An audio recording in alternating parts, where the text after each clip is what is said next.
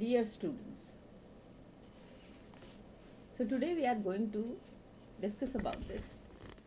One of the article, if you see in the beginning, this is in your suggested readings, and you will find here that beginning to think about narrative poetry, Brian McHale. This is actually the complete article which I have made it in a form of short notes. Okay, so you will find that almost every paragraph is being explained, and it is being given a very good understanding. So because reading the whole article will not be possible for me, this article is available online. You can read it out, you can find it out. So I will be just giving you the basic explanation of this article. So now let's come and start. Once if you are able to see this video, once you are able to listen, this complete video, you will be very critical and you will be very focusing on the syllabus, because this is not the only article on narrative poetry. There must be many, but this is being suggested in your syllabus. So it means Delhi University syllabus want you to discuss in this way. So that's why we have to focus on this video.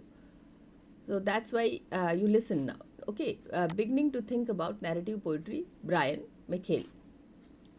The author acknowledged that reflecting on narrative in poetry is not a novel concept, with a rich history dating back to ancient times and influencing major thinkers.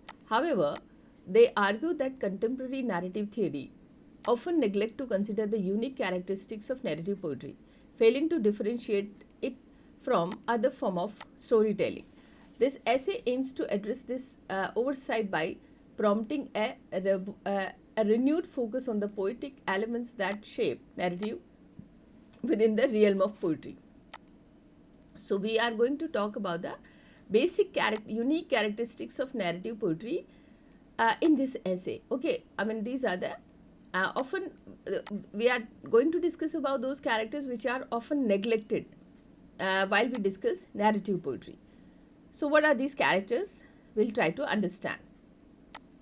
We'll try to argue. Okay, so now the author argued that neglect of narrative in poetry within contemporary narrative theory is partly a result of academic specialization, while scholars often focus on either narrative theory or poetry. Two fields intersect insignificantly. In fact, narrative poetry continues a substantial portion of literary history, encompassing epic, romances, ballads, autobiography, and even many lyric poems. So these are the components of narrative poetry. It could be literary history, it could be epic, and romances, narrative of romances, ballads, autobiography, and even many lyric poems are also considered as a narrative poetry.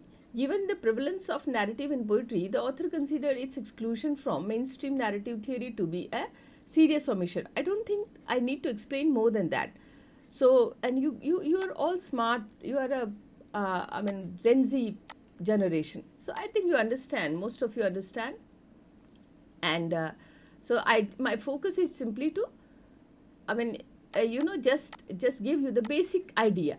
So the author acknowledges some exceptions to the general neglect of narrative poetry. General neglect of narrative in poetry, such as Peter Hune's work and James Phelan's analysis of Frost's Home Burial. So you know throughout this article, who is the writer? You please come. So Brian McHale, almost in half of the article, he's talking about discussing about Peter Hune and James Phelan. So please understand this, what James Phelan and Peter Hune are talking about poetry, and they are actually with the reference of home burial, but we can implement these ideas and these basic concepts on rest of the poetry which has been already given, the different segments of poetry. However, they argue that even these instances primarily focus on the intersection of the narrative and lyric rather than on the specific relationship between narrative poetic form. Phelan, for example, explicitly defines lyricality as somebody telling somebody. How Phelan explained narrativity or narrative poetry, that is somebody telling somebody. So you can actually quote it also so easily. What he or she thought about something, somebody telling somebody what he or she thought about something. So that is the simplest definition by Phelan. Okay, and you can quote Phelan in your answer also. So that's what you have to remember. Phelan says what is narrative poetry is somebody telling somebody what he or she thought about something. That's the simplest definition. Now let's move ahead. Now when when we come here, now the author notes that Peter Hune, while focusing on narrative with lyric poetry, shares a similar understanding of lyricality with Phelan. Phelan scholars emphasize the psychological and mental aspects of lyric. Hume focused on the mental and psychological phenomena on incidents as typical of lyrical plots, while Hume approach different from Phelan in its emphasizing on the plot and eventfulness, neither restricted the concept of lyric to poetry alone. So this is becoming little technical, but anyway, it's easy. How narrativity within lyric poetry. So Phelan says narrativity within. Hume says narrativity within lyric poetry. And a narration means simply saying something. Somebody tells somebody what he or she thought about something. So suppose you have an idea, you are thinking about something, for example, a jungle or a different kind of climate you are talking about, or different kind of human nature or a human behavior you are talking about. Then you tell it to some of your friend, somebody, in a specific way. That's what. So your style of telling that information, sharing that information, will be a kind of narrative poetry. So that is what Peter Hume, we have to remember here. Right now, both scholars emphasize the psychological and mental aspect of lyric. That's what you please remember. So both the scholars they are emphasizing on the psychological and mental aspect of lyric. Actually, there are many more explanations while we're moving, so you don't bother and don't be confused, because when you're writing your answer, you just have to be very cool, calm, and you can actually focus on. So the author criticized both Phelan and Hume. Author here is Brian. Okay, the author criticized both Phelan and Hume for not adequately considering the unique role of poetic form in their analysis of narrative within poetry. Phelan's analysis of Frost home burial, for example, neglect the poem's meter and alineation, effectively treating it as prose. Within Hume acknowledge the influence of poetic structure and options of supplementary to the underlying narrative rather than in integral component. So in this way, what both the scholars are missing something or adding something, that you can understand. So author criticized Phelan and Hume for adequately considering unique role of poetic form, because narrative poetry form has its own form. Narrative poetry has its own style, technique, and maybe these two scholars are able to miss that point. So this way you can go. Now, the author argued that distinction between poetry and lyric is often overlooked in contemporary scholarship, with many scholars treating them as synonymous. However, the author contends that this is incorrect. Lyric can exist in prose form historically. A significant portion of poetry, particularly before 19th century, fell outside the category of lyric, emphasizing encompassing narrative, discursive, and other form. The author suggests that the conflation of poetry with lyric is a relatively recent phenomena stemming from broader lyric transformation across various literary genre. So, first of all, you have to remember both Phelan and Hume and what the aspect they are giving. And moreover, some technicalities we have to add on. So, while you are reading, actually you have to read these things, again, because it will be little confusion also, and then you might confuse. So I explain here. The author argue that distinction between poetry and lyric is often overlooked. There is a distinction difference, poetry and lyric is a different. Both are different. Contemporary scholarship within many scholars treating them as synonymous. Although many scholars think that poetry and lyric is synonym. I mean, almost same.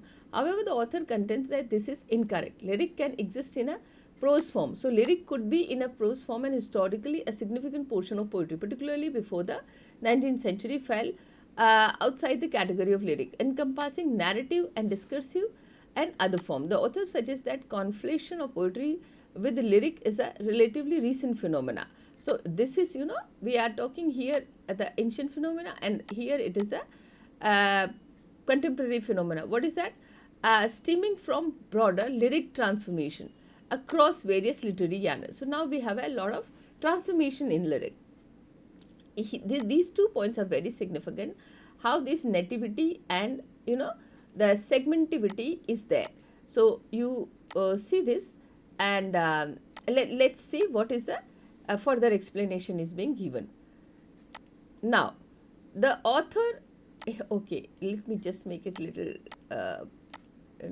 more powerful and broad, so it will be easy for you to understand. Okay, so the author introduces Rachel Blue Du Plessis concept of segmentivity.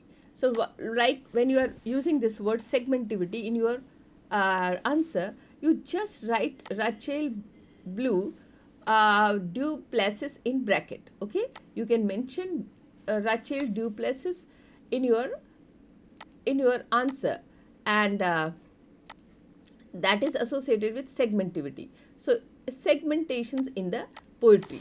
As the defining feature of poetry, just as narrativity defines narrative and performity defines performance, segmentivity or the creation of meaningful sequence by negotiation of gap characterizes poetry. While narrativity and performance also involve gap, segmentivity is considered more systematic and more constitutive. Okay, so this segmentivity is also one of the most significant part. Okay, and this segmentivity is associated with Rachel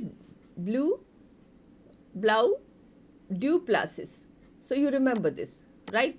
Now, what is that? Segmentivity is while the there is narrativity and performance is there already with the poetry, but segmentivity which is considered to be more segmentic and more constitutive in the poetry. That is the concept, or that is the idea Rachel is trying to bring out in this aspect, okay, in this segment. Now, Du Plessis, okay, so this yeah, because we are explaining, so let's be little, I mean, broad, and we can make it more powerful. Okay, so Du Plessis defines poetry as writing articulated in sequenced gapped lines that create meaning through bounded, unlike a unit like words, line and stanza. These units interact with pauses and silences, influencing how meaning is constructed and experienced. Line breaks in particular can disrupt or enhance the flow of sentence significantly, impacting the poem's meaning and rhythm. So, this segmentation. So, Du Plessis is basically giving the segmentation. That is a more concrete and a more systematic segmentation. Although when we are reading, even when I am speaking right now, I am having a lot of pauses, and I am giving, breaking my sentences into small unit. But when we talk about that segmentation according to Du Plessis, that is more technical, that is more proper, that is more organized. So, that is what Du Plessis is trying to say about that. In this, the portion which I missed, and the portion which is there, what is there significant about that? So, let's talk what that paragraph talk about. Okay, the author acknowledges the author acknowledges potential counterexample to Duplass's definition of poetry, such as prose and oral poetry. Prose poetry, while seemingly lacking the segmentivity of line breaks, prose poetry foreground its prose format, making it a form of systematized. Okay, and oral poetry, although lacking visual spacing, oral poetry exhibit segmentivity through pauses, silence, and recurrent pattern, creating a metaphorical equivalent of white space. Despite these, white space means this gap. Here also you see after space and despite there is white portion. So that's what this white space is there. So you can actually use this term in a very powerful way in your answer. How this white space is being referred by Duplessis and with the reference of oral poetry. Okay. Despite these potential challenges, the author defined Duplessis' definition highly suggestive, though brief and abstract. To further clarifying, to elaborate on this concept, the author intends to compare Duplessis' idea with the work of John Stoptor, whose essay published in the same year explores similar concept in greater depth. So now we have another writer. We have talked about there are till Duplessis we have talked about 3 writers. So before Phelan is there, Hume is there, Duplessis is there, and now we have John Stoptor, whose essay published in the same year explores similar concept in greater depth.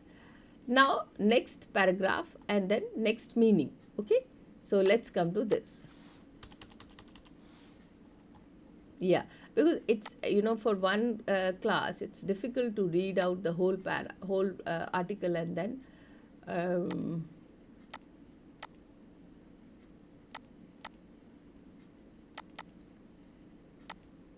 it's actually very difficult. Okay, so now Stoptor redefines poetic measure. Instead of focusing on building blocks, he defines as the smallest a unit of resistance to meaning. Smallest unit of resistance to meaning. Like, smallest of the portion which is giving a unique and significant meaning. Meaning emerged from gap where meaning making is interrupted. Readers actually work to bridge the gap and construct meaning. Like in Hindi, there is one very basic example. The moment you pause, where do you stop? Where do you take a pause?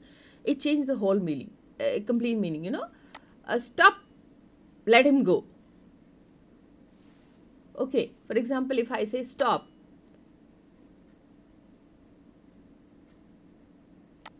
for example, if I say, in Hindi there is a very basic sentence I can say, Roko mat jaane do. Okay, so where I am taking the pause, Roko, stop. Roko mat jaane do. Stop, don't let the person go. But if I say roko mat jaane do, roko mat jaane do, don't stop the person, let him or her go. So I am putting pause here. I explain you.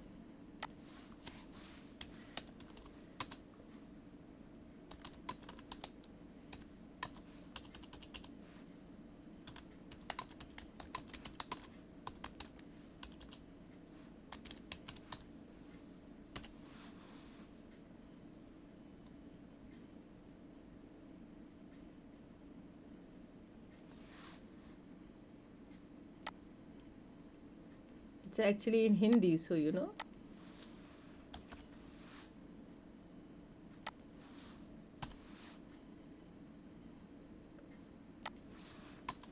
the person go.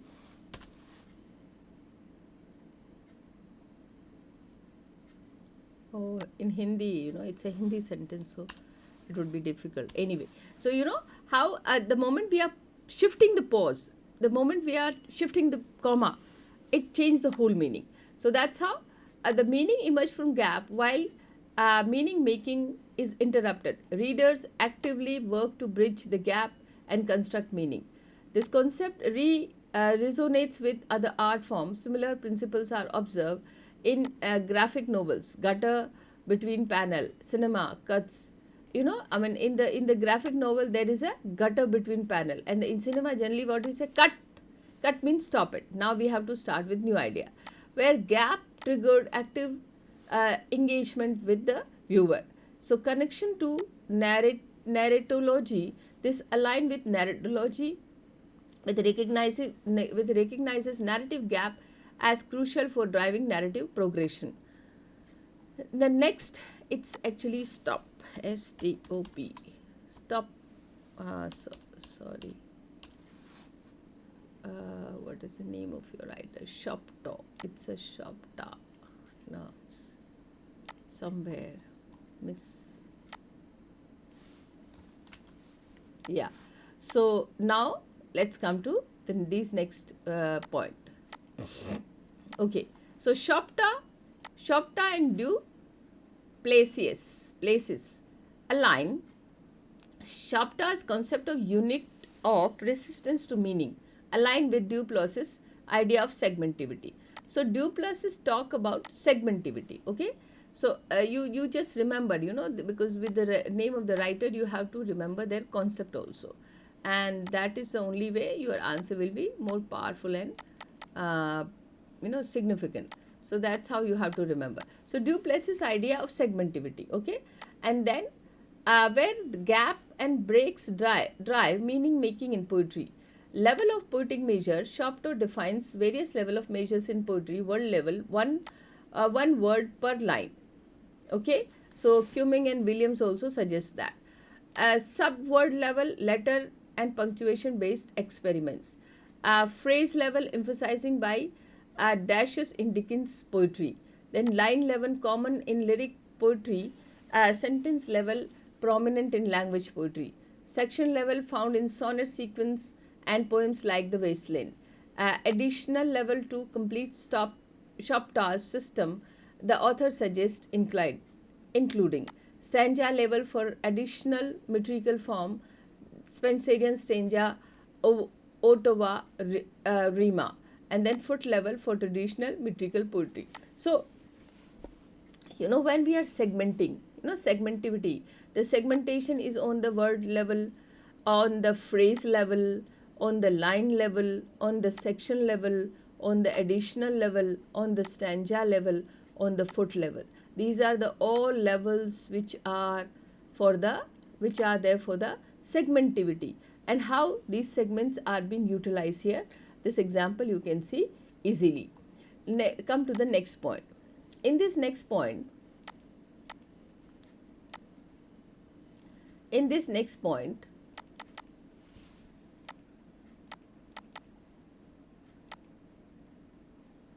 okay, it has gone. How this is changing. I don't know how these words are missing. Sometimes strange things happen. Anyway, let's do. So counter measurement in poetry. Shopta argues that poetry involves not just measurement, identifying units of measure, but also counter argument. While different level of measures, for example, phrase, line in Dickens poetry. Counter measurements in narrative itself is segmented at various level. A story, events, narrative voices, time, space, consciousness, creating its own system, counter measurement. Poetic narrativity, a complex interplay in poetic narrativity, the segmentation inherent in poetry, meter, line, stanza, interacts with inherent segmentation of narrative, creating a complex interplay of codes. Frost Home Burial is an example. The narrative gap and the poem intricate from structural meter, line, sentence, section interact to create a unique and complex effects that would be lost in prose retelling. So, these are the technicality. So, and moreover, if it is directly associated with your, the answer, then I would be more focusing it. But these are the technicality which you can literally mention in your answer. And go back to this article again, and you can read out and get the explanation.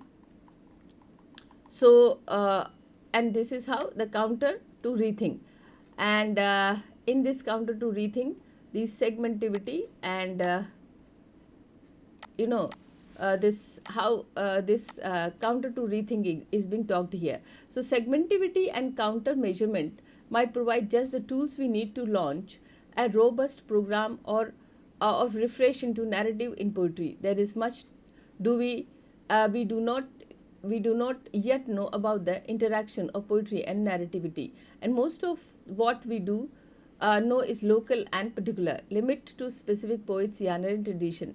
The general concept of segmentivity and counter measurement imply a research agenda for consolidating and integrating all that local knowledge into a capacious big tent theory of doetic narrative. So big tent theory, okay, try to find out what is this big tent theory, and just uh,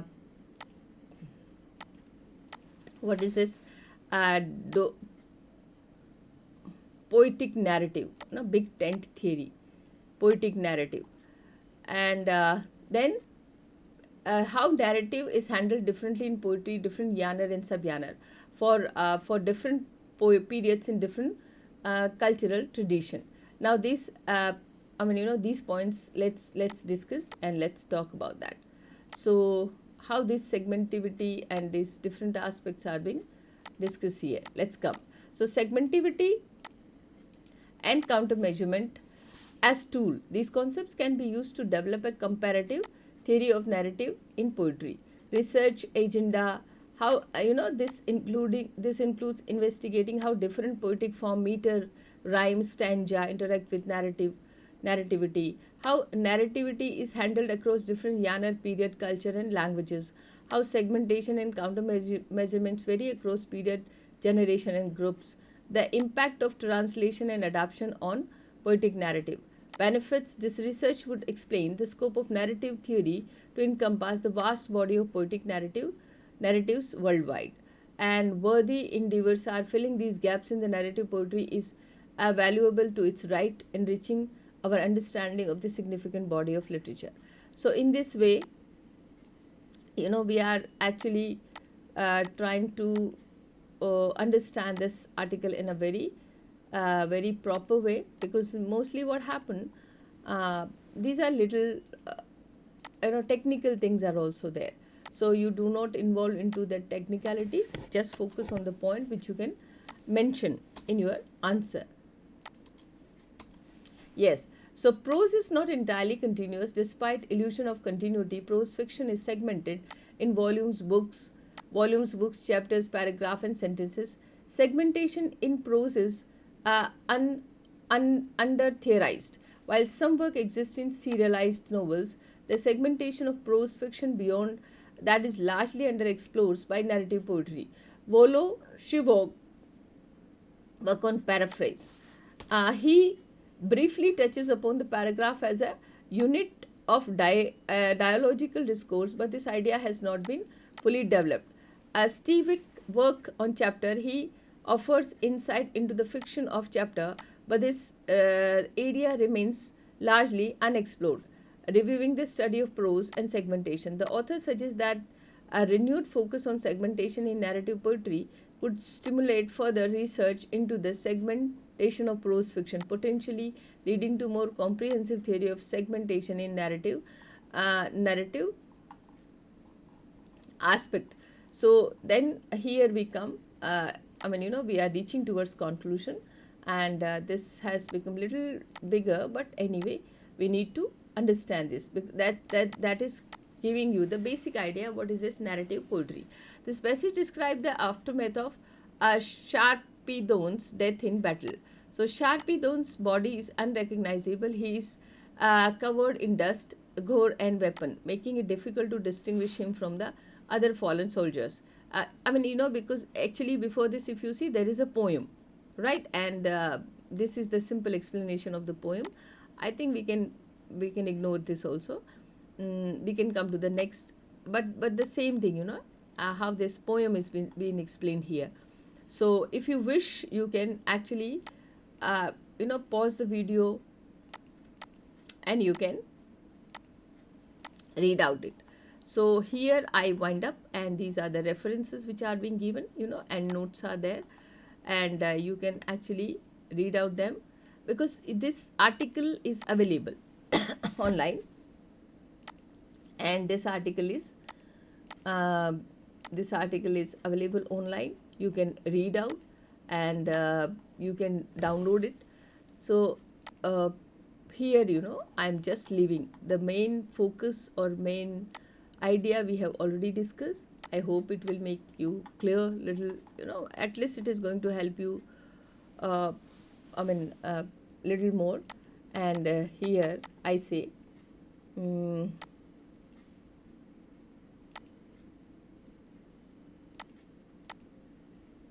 so let's uh, let's mm, end here. And you can find my YouTube channel, Dr. Anju Gurawa. With the name of my channel is very same my name, which I'm writing. So you just search this, and subscribe, share to your friends, so they can actually get this benefit, benefit of reading. And my channel is easily surfaced. You can actually find it out, and if there are any comment, uh, you can uh, give it to me, write to me. And thank you so much. All the best. Bye.